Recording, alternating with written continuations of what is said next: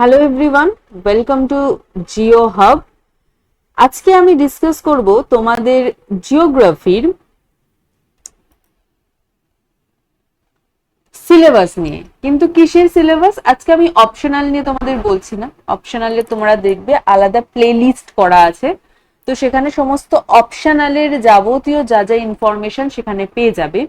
আজকে আমি তোমাদেরকে ডব্লিউবিসিএস এর প্রিলিমস এবং মেন্স পেপার 3, এই পেপার 3 তে অ্যাকচুয়ালি দুটো ভাগ হয়। একটা হচ্ছে হিস্ট্রি আর একটা হচ্ছে জিওগ্রাফি। তো এই জিওগ্রাফি পার্টের সিলেবাসটা আমি তোমাদেরকে বুঝিয়ে দেবো। যারা বিগিনার্স তাদের এটা খুব দরকার লাগে, এবং যারা অলরেডি তোমরা 2-3 বছর ধরে পরীক্ষা দিচ্ছ বা পড়াশোনার মধ্যে আছো, তাদের তো সিলেবাসটা জানাই আছে। যদি মনে হয় একবার দেখে ঝালাই করে নিতে পারো, আশা করি তারা জানো। কিন্তু বিগিনার্স যারা, তাদের এটা জানা কিন্তু খুব দরকার। তো আমার কি আছে সিলেবাসে জিওগ্রাফি? সবার প্রথম হচ্ছে আমাকে জানতে হবে জিওগ্রাফি অফ ইন্ডিয়া। আমাদের সিলেবাসে অফিসিয়াল যে ওয়েবসাইট, সেখানে জিওগ্রাফি সিলেবাসটা ঠিক এইভাবেই দেওয়া রয়েছে, geography of India with special reference to West Bengal. Actually এই কথাটার খুব সোজা সাপটা মানে হচ্ছে যে ইন্ডিয়ান জিওগ্রাফি আমরা যা যা পড়বো, সেই একই জিনিস আমরা ওয়েস্ট বেঙ্গল জিওগ্রাফির ক্ষেত্রেও পড়বো। আমরা ইন্ডিয়ান জিওগ্রাফির যে যে টপিকগুলো নিয়ে ডেপথে পড়াশোনা করব, ঠিক সেই টপিকগুলো নিয়েই ওয়েস্ট বেঙ্গল জিওগ্রাফিও পড়বো। তো চলো তাহলে একবার জাস্ট দেখে নিই যে কি কি same same topic. First topic যেটা, সেটা হচ্ছে introduction of India and West Bengal. আমাকে ইন্ট্রোডাকশন পড়তে হবে। ইন্ট্রোডাকশন কি? ইন্ট্রোডাকশন মানে আমাকে কি কি পড়তে হবে? দেখো, সবার প্রথম লোকেশন পড়তে হবে, সাইজ পড়তে হবে, আয়তন পড়তে হবে, কোন দেশের থেকে কতটা বড়, কত গুণ ছোট, সেই সমস্ত জিনিসগুলো জানতে হবে। কারণ শুধুমাত্র ডব্লিউবিসিএস নয়, যে কোনো কম্পিটিটিভ এক্সামে এই জায়গাগুলো থেকে প্রশ্ন আসে পরীক্ষায়। বাউন্ডারিজ জানতে হবে, কোন নেবারিং কান্ট্রিজ এর সাথে কিরকম সম্পর্ক বা কতটা সীমানা শেয়ার করেছে, যে বাউন্ডারিজ এর কথা বলছি, সেগুলো জানতে হবে। এবং আরো ইম্পর্টেন্ট হচ্ছে যে সব থেকে বড়, যদি সেটা আয়তনের দিক থেকে হয়, এরিয়ার দিক থেকে হয়, কিংবা পপুলেশনের দিক থেকে হয়, আয়তনে বড় বা পপুলেশনের দিক থেকে বড় স্টেট কোনটা, কিংবা বলা যেতে পারে কোন স্টেটটি, যেটা মোস্ট কমন কোয়েশ্চেন সমস্ত পরীক্ষার ক্ষেত্রে দেখা যায়, যে কোন স্টেটের সাথে, কোন স্টেটটি অন্যান্য সব থেকে বেশি স্টেটের সাথে নিজের বর্ডার শেয়ার করেছে, এই ধরনের কোয়েশ্চেন হয়। বা তোমাকে সাপোজ বললো যে নিম্নের কোন স্টেটের সাথে তেলেঙ্গানা নিজের বাউন্ডারি শেয়ার করেনি, তো তোমাকে জানতে হবে তেলেঙ্গানার বাউন্ডারি কার কার সাথে রয়েছে। ইন্ট্রোডাকশন অফ ইন্ডিয়া মানেই তোমাকে প্রত্যেকটা ইউটি, প্রত্যেকটা স্টেটের নাম খুব ভালো করে জানতে হবে। অনেক সময় কোয়েশ্চেন দেয় যে নেপালের সাথে কোন স্টেটটা বাউন্ডারি করেনি, বাংলাদেশের সাথে কোন স্টেটটা বাউন্ডারি করেনি, এরকম দিতে পারে। যেরকম এখান থেকে প্রশ্ন দেয় নিম্নের কোন স্টেট বা ইউটির পাকিস্তানের সাথে নিজের বর্ডার লাইন শেয়ার করেনি। যার জন্য আমি বারংবার বলছি যে ইন্ডিয়ার যে স্টেটগুলি রয়েছে, তাদের যে বাউন্ডারিজ গুলো রয়েছে, তারা যে স্টেটের সাথে নিজের সীমানা শেয়ার করেছে, সেগুলো খুব ভালো করে আমাকে কিন্তু এই জায়গাতেই জেনে নিতে হবে। মোট কথা, একদম সহজ বাংলা কথায় যদি বলো, ইন্ডিয়ান ম্যাপ তোমাকে সবার ফার্স্ট মুখস্থ করে ফেলতে হবে, কোন দিকে কোন স্টেট আছে, কার কার সাথে বাউন্ডারি আছে। তাহলে আমার পরের স্টেপ গুলো যেতে, পরের চ্যাপ্টার গুলোতে যেতে অনেক সুবিধা হবে।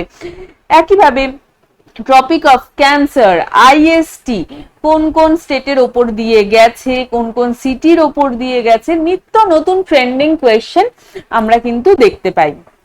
এরপর যদি ওয়েস্ট বেঙ্গলের ক্ষেত্রে আসি, ওয়েস্ট বেঙ্গলের ক্ষেত্রে কি পড়তে হবে? ওয়েস্ট বেঙ্গলের ক্ষেত্রে সেম জিনিসগুলোই পড়বো। এখানে লোকেশন মানে কিন্তু লঙ্গিটিউডিনাল, ল্যাটিটিউডিনাল অবস্থান, পশ্চিমতম বিন্দু, পূর্বতম বিন্দু, একই আমাদের ওয়েস্ট বেঙ্গলের ক্ষেত্রেও তাই। পশ্চিমতম বিন্দু, পূর্বতম বিন্দু পড়তে হবে। আমাদের ওয়েস্ট বেঙ্গলের ক্ষেত্রে এই ওয়েস্ট বেঙ্গল কোন কোন স্টেটের সাথে নিজের বাউন্ডারি শেয়ার করেছে, কোন কোন কান্ট্রির সাথে নিজের বাউন্ডারি শেয়ার করেছে, সব থেকে বড় কোন বাউন্ডারি, অনেক সময় তোমাদের কোয়েশ্চেন আমি যখন করাবো, আমি যখন কোয়েশ্চেন ডিসকাস করবো তখন দেখবে যে বাউন্ডারি, সব থেকে বড় বাউন্ডারি কার সাথে শেয়ার করেছে, আর সব থেকে বড় কি নেবারিং কান্ট্রি কি ওয়েস্ট বেঙ্গলের, বা সব থেকে ছোট নেবারিং কান্ট্রি কি, ভীষণ কনফিউজিং, খুব গুলিয়ে যায়।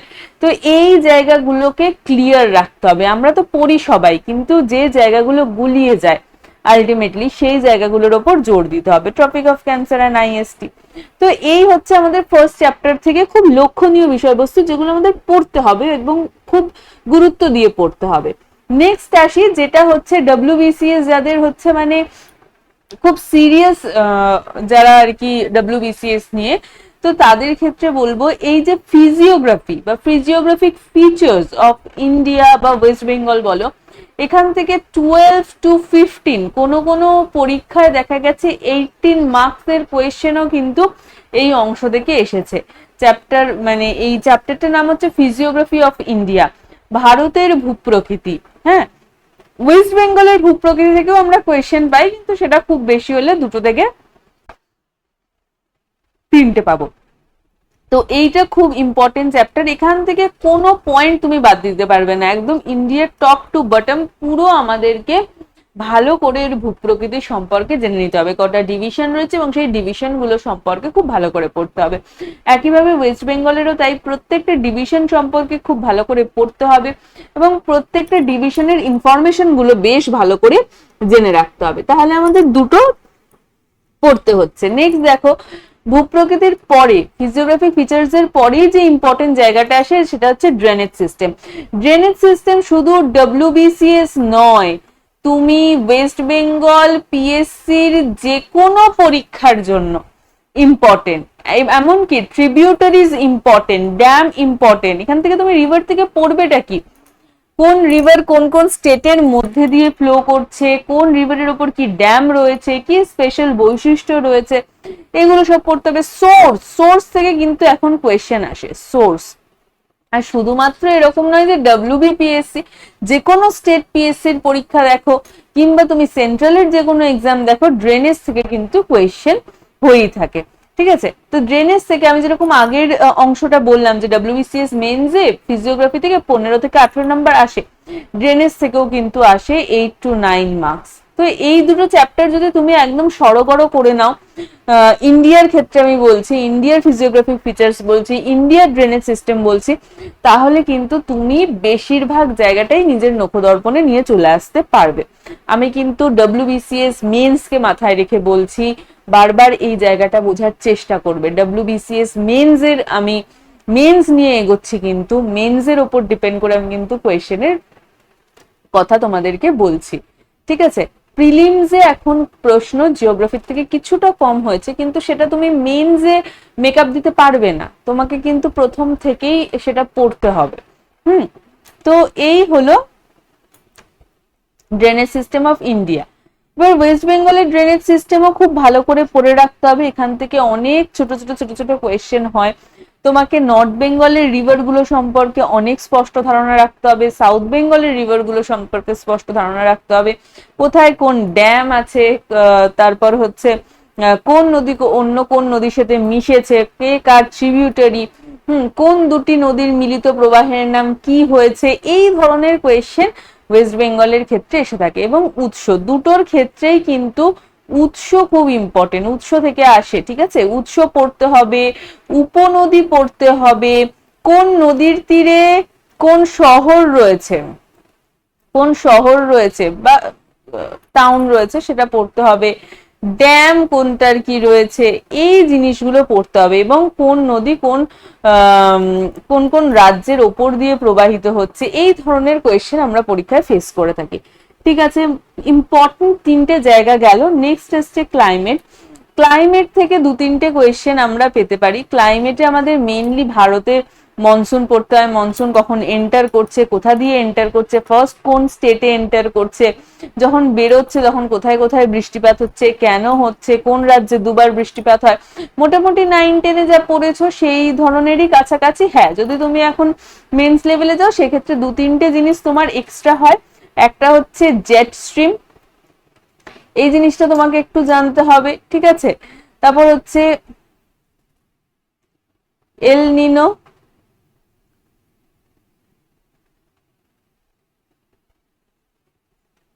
এই দুটো জিনিস তোমাকে জানতেই হবে। এই দুটো জিনিস আসলে কি, কেন হচ্ছে, কি এর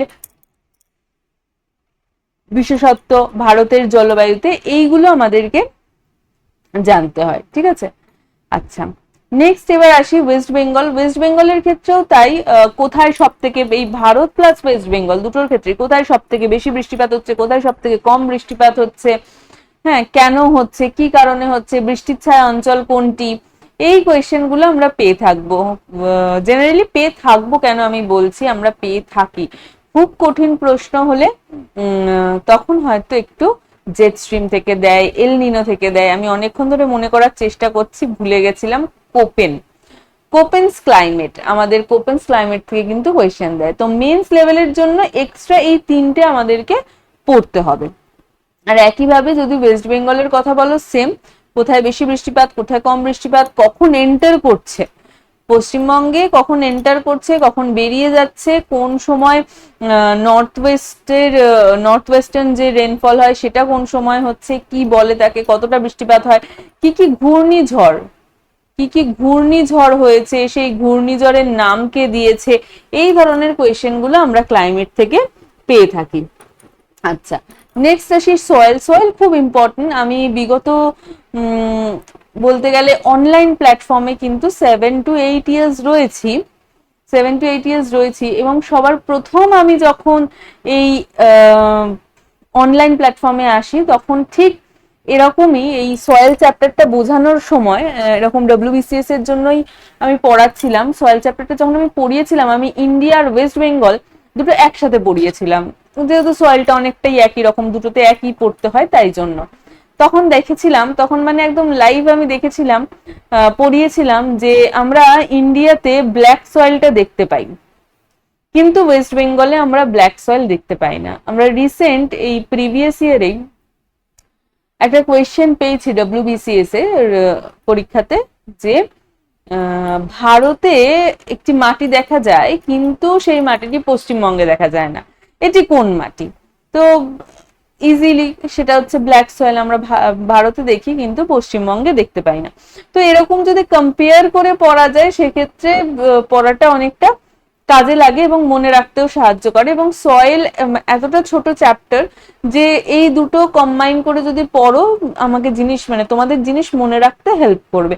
কি কি সয়েল দেখা যায়, কোথায় কোথায় দেখা যায়, সেই সয়েলে কি ভালো হয়, কোন কোন স্টেটে দেখা যাচ্ছে, সেই সয়েলের বিশেষত্ব কি, সেই সয়েলে কোন ক্রপস ভালো হয়, এইগুলোই আমাদেরকে মেনলি সয়েল থেকে পড়তে হয়, ঠিক আছে। তাহলে নেক্সট চাই ন্যাচারাল ভেজিটেশন। ন্যাচারাল ভেজিটেশন থেকে কিন্তু অনেক কিছু পড়ার আছে।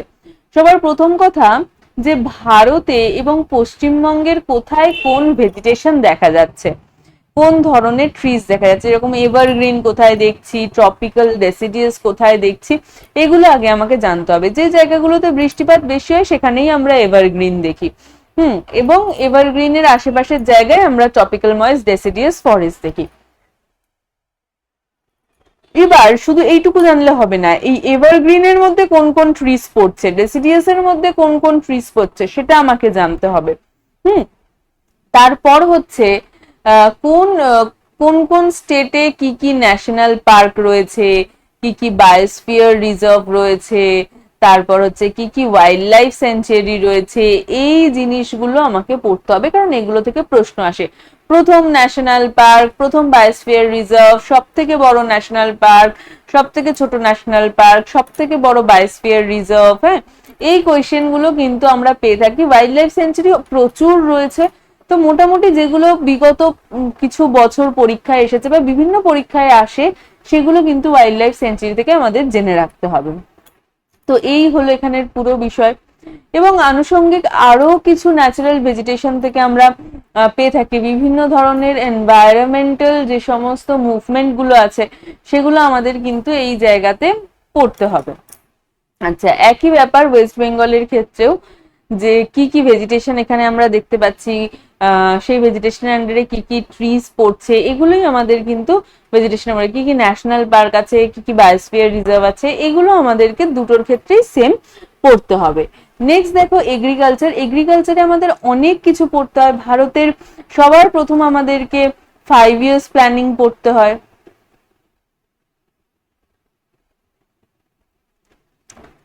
ঠিক আছে। তারপর আমাদের গ্রিন রেভলিউশন পড়তে হয়। আচ্ছা, তারপর আর কি পড়তে হবে, কোথায় কোন ক্রপ খুব ভালো চাষ হয়, ঠিক আছে।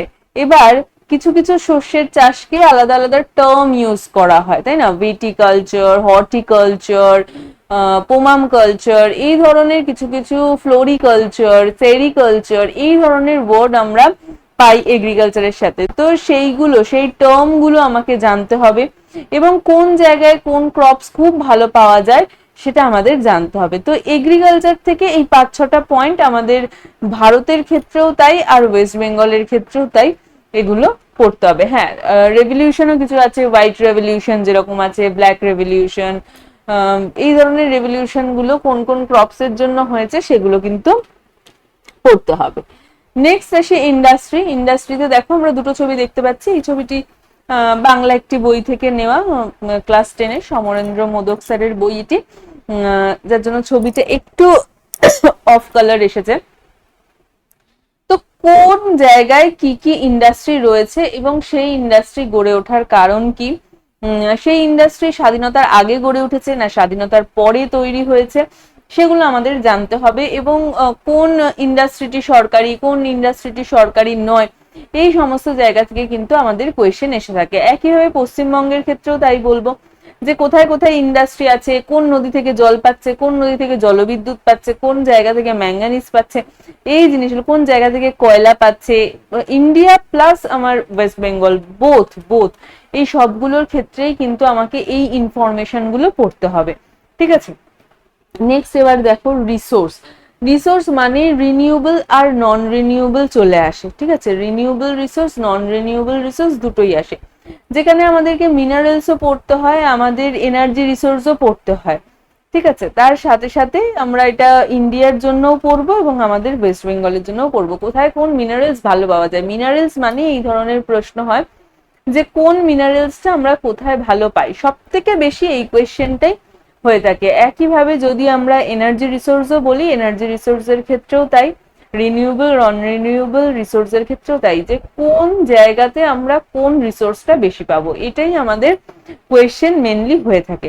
একই কথা ওয়েস্ট বেঙ্গলের ক্ষেত্রেও তাই, এখানে আমাকে ভালো করে চার্ট মুখস্থ করে ফেলতে হবে কোথায় কোনটা ভালো পাওয়া যায়। এছাড়া এখান থেকে অন্য ধরনের প্রশ্ন কিন্তু আর বিশেষ কিছু হয় না বা জিজ্ঞাসা করে না, খুব একটা কঠিন কিছু জিজ্ঞাসা করে না। কঠিন বলতে এই জিনিসটাই যে কোন স্থানে কোনটা ভালো পাওয়া যায়, এটাই আমাদেরকে ভালো করে তৈরি করতে হবে।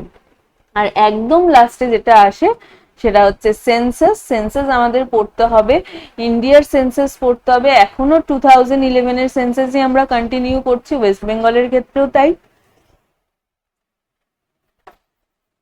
আমাদেরকে সেন্সাস পড়তে হবে, দুটোরই সেন্সাস পড়তে হবে, জনগণনা সম্পর্কে পড়তে হবে, যে কোন রাজ্যে শিক্ষা নিরক্ষরতার হার বেশি, কোন রাজ্যে জনসংখ্যা বেশি, কোন রাজ্যে জনঘনত্ব বেশি, কোন রাজ্যে জনঘনত্ব কম, এগুলো আমাদেরকে, কোন রাজ্যে সেক্স রেশিও বেশি, কোন রাজ্যে সেক্স রেশিও কম, এগুলো আমাদেরকে এই সেন্সাসে পড়তে হয়।